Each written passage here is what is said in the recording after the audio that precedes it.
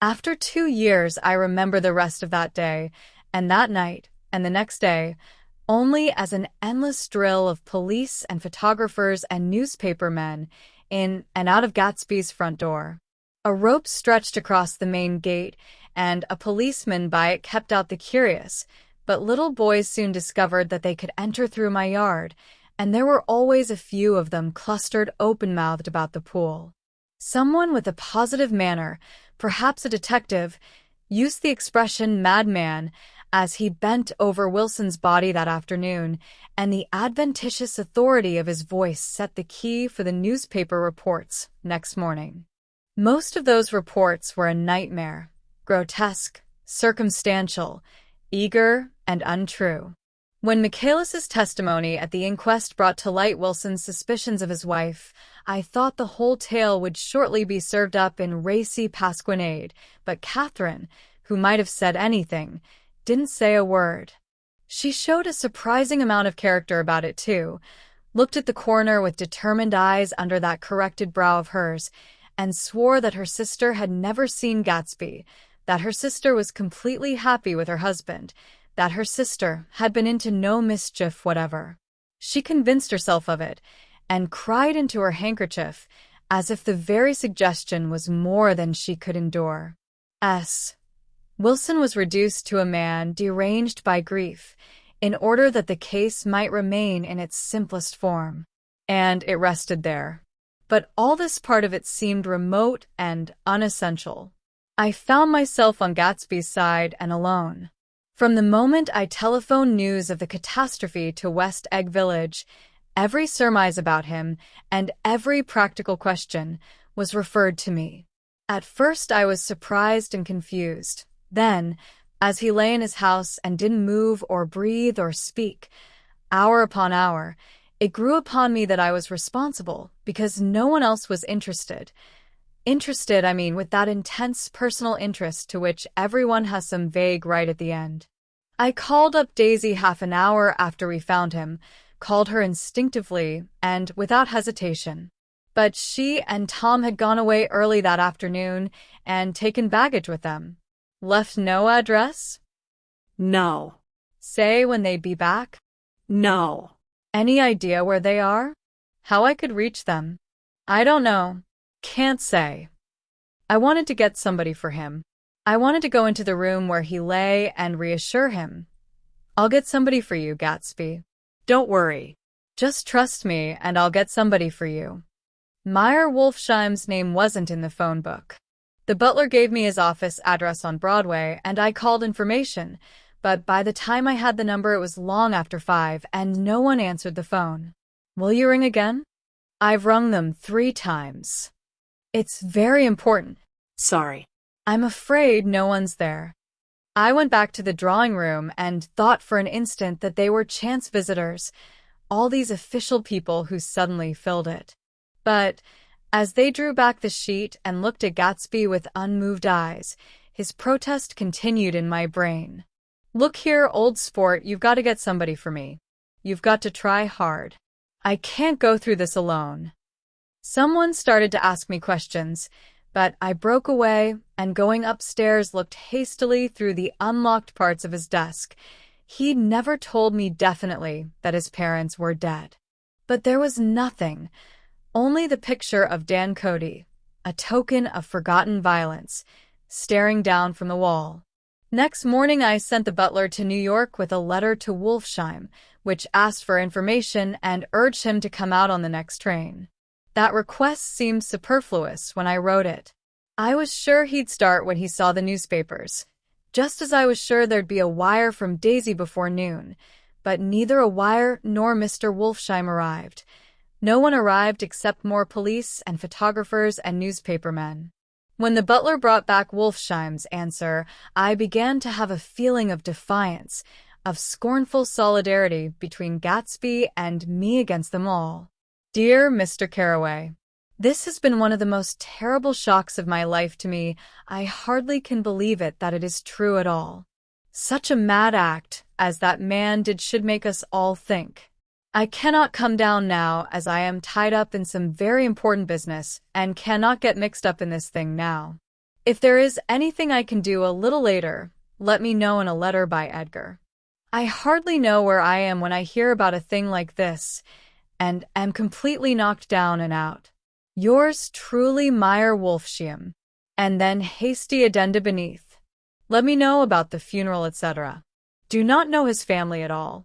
When the phone rang that afternoon, and long distance said Chicago was calling, I thought this would be Daisy at last.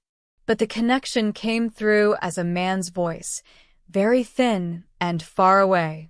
This is Slagle speaking. Yes. The name was unfamiliar. Hell of a note, isn't it? Get my wire. There haven't been any wires.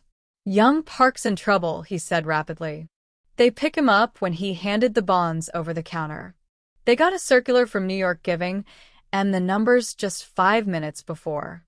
What'd you know about that, hey? You never can tell in these hick towns. Hello. I interrupted breathlessly. Look here, this isn't Mr. Gatsby. Mr. Gatsby's dead. There was a long silence on the other end of the wire, followed by an exclamation, then a quick squawk as the connection was broken. I think it was on the third day that a telegram signed Henry C. Gats arrived from a town in Minnesota. It said only that the sender was leaving immediately and to postpone the funeral until he came. It was Gatsby's father, a solemn old man, very helpless and dismayed, bundled up in a long cheap ulster against the warm September day.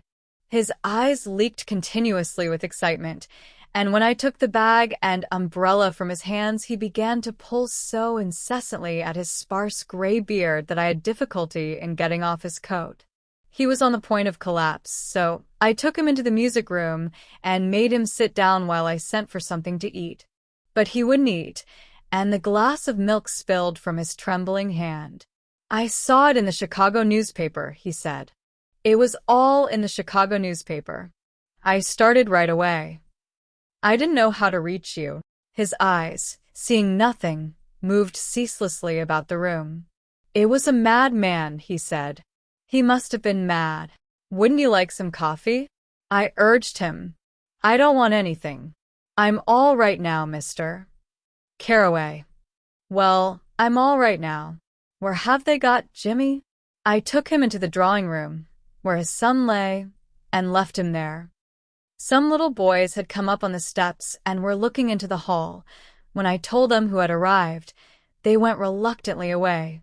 After a little while, Mr. Gats opened the door and came out, his mouth ajar, his face flushed slightly, his eyes leaking isolated and unpunctual tears.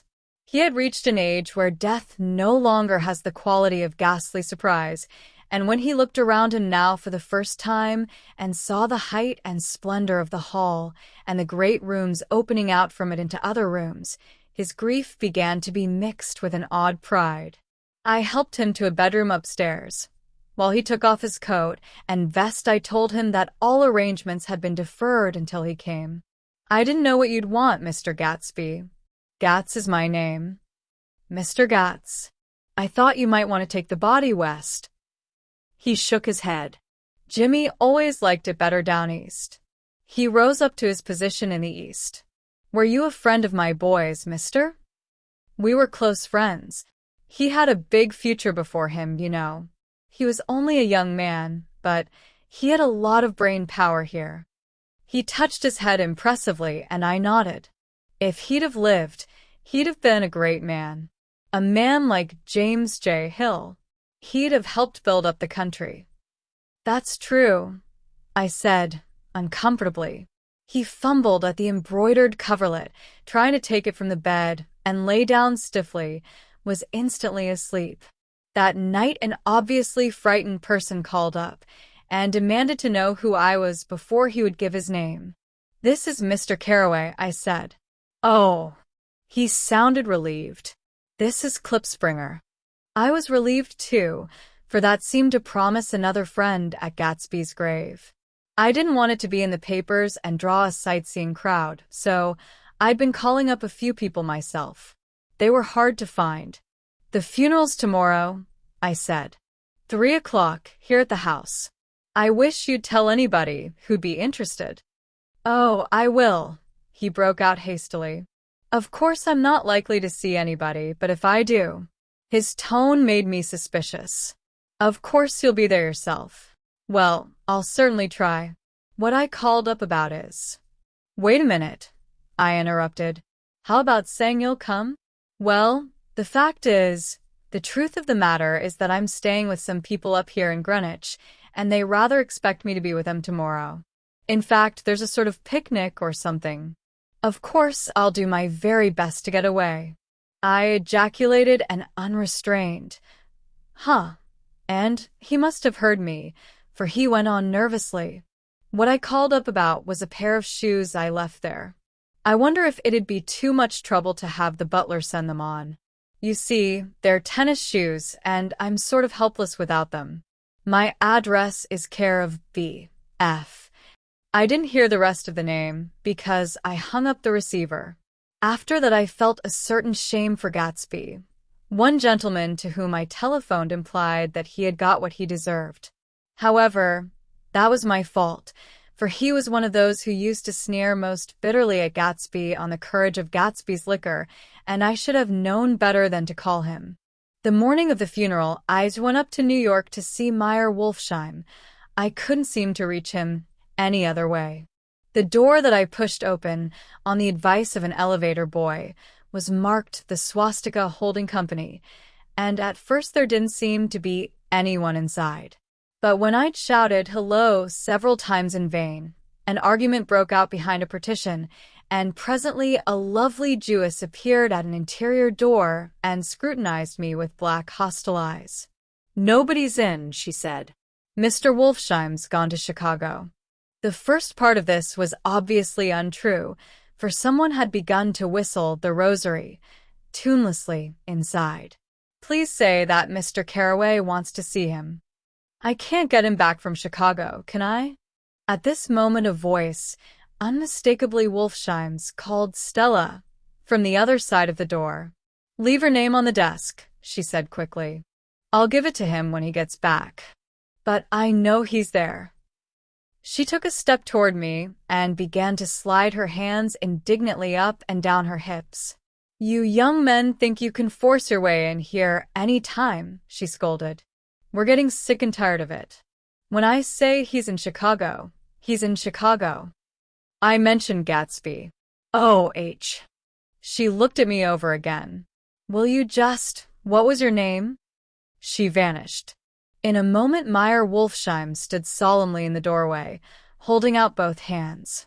He drew me into his office, remarking in a reverent voice that it was a sad time for all of us, and offered me a cigar. "My memory goes back to when I first met him," he said.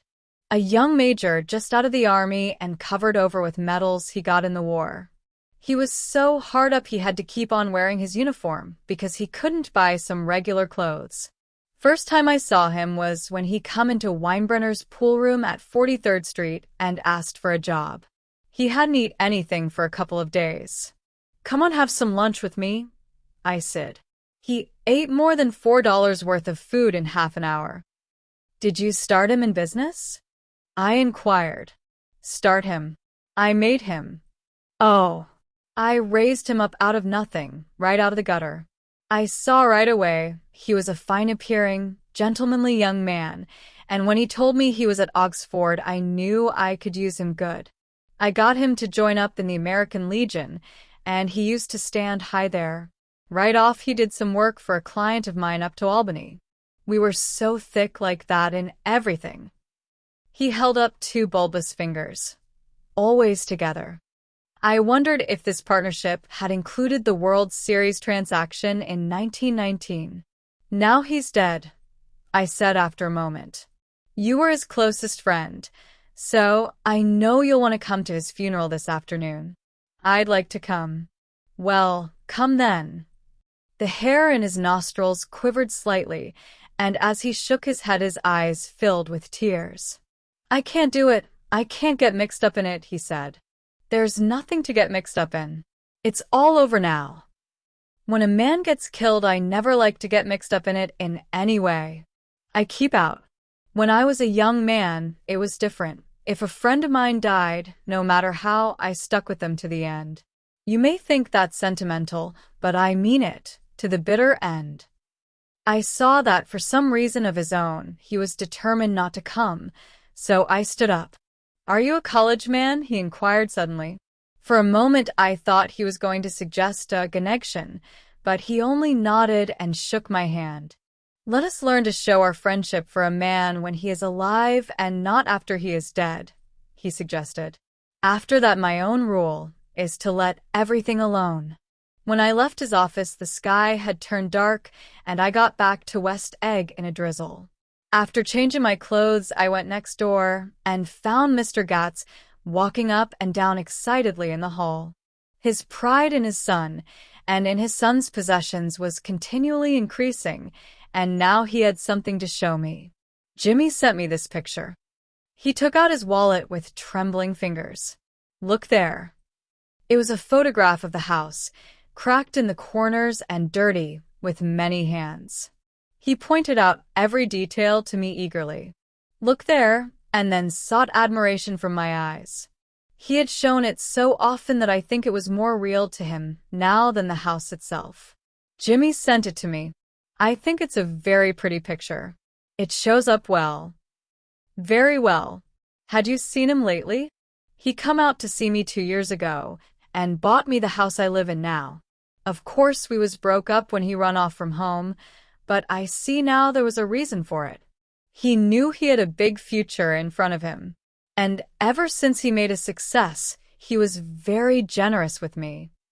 He seemed reluctant to put away the picture, held it for another minute, lingeringly, before my eyes. Then he returned the wallet and pulled from his pocket a ragged old copy of a book called Hopalong Cassidy. Look here, this is a book he had when he was a boy. It just shows you. He opened it at the back cover and turned it around for me to see. On the last flyleaf was printed the word schedule and the date September 12th, 1906, and underneath, rise from bed. 6:00 a.m. Dumbbell exercise and wall scaling. 6.15 to 6.30. Study electricity, etc. 7.15 to 8.15. Work. 8:30 to 4:30 p.m.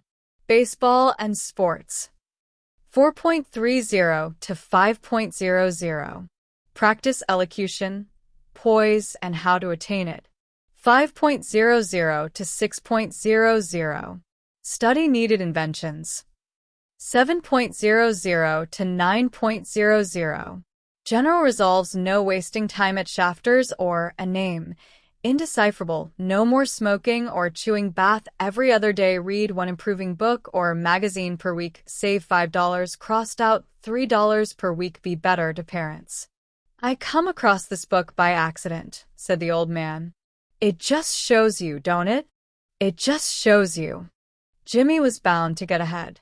He always had some resolves like this or something. Do you notice what he's got about improving his mind? He was always great for that. He told me I eat like a hog once, and I beat him for it. He was reluctant to close the book, reading each item aloud, and then looking eagerly at me. I think he rather expected me to copy down the list for my own use. A little before 3, the Lutheran minister arrived from Flushing, and I began to look involuntarily out the windows for other cars. So did Gatsby's father. And as the time passed and the servants came in and stood waiting in the hall, his eyes began to blink anxiously, and he spoke of the rain in a worried, uncertain way. The minister glanced several times at his watch, so I took him aside and asked him to wait for half an hour. But it wasn't any use. Nobody came. About 5 o'clock our procession of 3 cars reached the cemetery and stopped in a thick drizzle beside the gate. First a motor hearse, horribly black and wet, then Mr. Gatz and the minister, and I in the limousine, and a little later 4 or 5 servants and the postman from West Egg in Gatsby's station wagon, all wet to the skin. As we started through the gate into the cemetery, I heard a car stop, and then the sound of someone splashing after us over the soggy ground. I looked around. It was the man with owl-eyed glasses whom I had found marveling over Gatsby's books in the library one night 3 months before. I'd never seen him since then. I don't know how he knew about the funeral, or even his name. The rain poured down his thick glasses, and he took them off and wiped them to see the protecting canvas unrolled from Gatsby's grave. I tried to think about Gatsby then for a moment, but he was already too far away, and I could only remember, without resentment, that Daisy hadn't sent a message or a flower. Dimly I heard someone murmur, "Blessed are the dead that the rain falls on," and then the owl-eyed man said, "Amen to that," in a brave voice. We straggled down quickly through the rain to the cars. Owl Eyes spoke to me by the gate. "I couldn't get to the house," he remarked. "Neither could anybody else." "Go on," he started. "Why, my God, they used to go there by the hundreds." He took off his glasses and wiped them again, outside and in. "The poor son of a bitch," he said. "One of my most vivid memories is of coming back west from prep school and later from college at Christmas time. Those who went farther than Chicago would gather in the old dim Union Station at 6 o'clock of a December evening with a few Chicago friends already caught up into their own holiday gaieties to bid them a hasty goodbye. I remember the fur coats of the girls returning from Miss Thesaurats and the chatter of frozen breath and the hands waving overhead as we caught sight of old acquaintances and the matchings of invitations. "Are you going to the Ordways? The Herseys? The Schultzes?" And the long green tickets clasped tight in our gloved hands. And last, the murky yellow cars of the Chicago, Milwaukee, and St. Paul Railroad looking cheerful as Christmas itself on the tracks beside the gate. When we pulled out into the winter night and the real snow, our snow, began to stretch out beside us and twinkle against the windows, and the dim lights of small Wisconsin stations moved by, a sharp wild brace came suddenly into the air. We drew in deep breaths of it as we walked back from dinner through the cold vestibules, unutterably aware of our identity with this country for one strange hour, before we melted indistinguishably into it again. That's my Middle West, not the wheat or the prairies or the lost Swede towns, but the thrilling returning trains of my youth, and the street lamps and sleigh bells in the frosty dark and the shadows of holly wreaths thrown by lighted windows on the snow. I am part of that, a little solemn with the feel of those long winters, a little complacent from growing up in the Caraway house in a city where dwellings are still called through decades by a family's name. I see now that this has been a story of the West after all. Tom and Gatsby, Daisy and Jordan and I were all Westerners, and perhaps we possessed some deficiency in common which made us subtly unadaptable to Eastern life. Even when the East excited me most, even when I was most keenly aware of its superiority to the bored, sprawling, swollen towns beyond the Ohio, with their interminable inquisitions which spared only the children and the very old, even then it had always for me a quality of distortion. West Egg, especially, still figures in my more fantastic dreams. I see it as a night scene by El Greco, 100 houses, at once conventional and grotesque, crouching under a sullen, overhanging sky and a lusterless moon. In the foreground, 4 solemn men in dress suits are walking along the sidewalk with a stretcher on which lies a drunken woman in a white evening dress. Her hand, which dangles over the side, sparkles cold with jewels. Gravely the men turn in at a house, the wrong house. But no one knows the woman's name and no one cares. After Gatsby's death, the East was haunted for me like that, distorted beyond my eyes' power of correction. So when the blue smoke of brittle leaves was in the air and the wind blew the wet laundry stiff on the line, I decided to come back home. There was one thing to be done before I left, an awkward, unpleasant thing that perhaps had better have been let alone. But I wanted to leave things in order and not just trust that obliging and indifferent sea to sweep my refuse away. I saw Jordan Baker and talked over and around what had happened to us together and what had happened afterward to me, and she lay perfectly still listening in a big chair. She was dressed to play golf, and I remember thinking she looked like a good illustration, her chin raised a little jauntily, her hair the color of an autumn leaf, her face the same brown tint as the fingerless glove on her knee. When I had finished, she told me without comment that she was engaged to another man. I doubted that, though there were several she could have married at a nod of her head, but I pretended to be surprised. For just a minute I wondered if I wasn't making a mistake, then I thought it all over again quickly, and got up to say goodbye. "Nevertheless, you did throw me over," said Jordan suddenly. "You threw me over on the telephone. I don't give a damn about you now, but it was a new experience for me, and I felt a little dizzy for a while." We shook hands.